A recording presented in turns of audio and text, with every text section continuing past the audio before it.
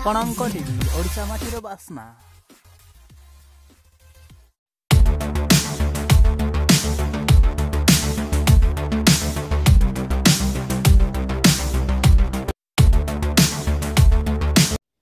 वर्तमान समय रे एक बड़ खबर सामना को आसी। तेरे यात्रा अभिनेत्री कागजी पलई को नहीं यात्रा मालिक नांडू एवं सोनाली पंडा को नहीं 2025 एप्रिल रे एक विवाद सामना को आसीथिबा बेले वर्तमान समय रे आउ एक बड़ खबर सामना को आसी।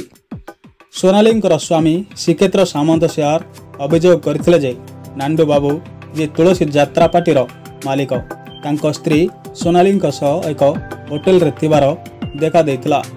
श्रीक्षेत्र दाबी करथिले जे सोनाली प्रकृत नाम कागजी पलई किंतु नांडू यात्रा पार्टी रे तांकर नाम बदले सोनाली पंडा रखिथिले। श्रीक्षेत्र सामंत सिंहार अभियोग करछन्ति जे सोनाली पंडा को तुलसी गणनाट्य मालिक धमक देई तांकठारु एवं तांको पुओठारु दीर्घ वर्ष धरी अलगा रखिछन्ति।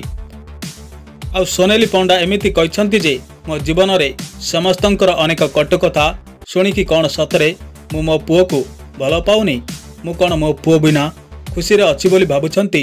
मो पुओ को छाड़ी मु कौनसी दिन शांति रे रहिनी। जदि रहिछि केवल परिस्थिति रे पड़ी आज मु मो पुओ पाखको जाई पारुनी किंतु समय आसीबो समस्तंक आगरे सब सत खोलिबो आ समस्तंकर घृणा पात्र पालटिबा ए सोनाली पंडा समस्तंकर प्रिय पात्र पालटिबो खाली समय को अपेक्षा करिछि। प्रतिशोध नौछि ईश्वर मो छोट छुआटी आज ता माँ को खोजी खोजी केते जे कष्ट पाउछि मो पुओ मो बिना बहुत कष्ट पाइलानी। तेबे एमिति किछि कही अनेक मनर कथा कहछन्ति यात्रा अभिनेत्री सोनाली पंडा ओरफ कागजी पलई।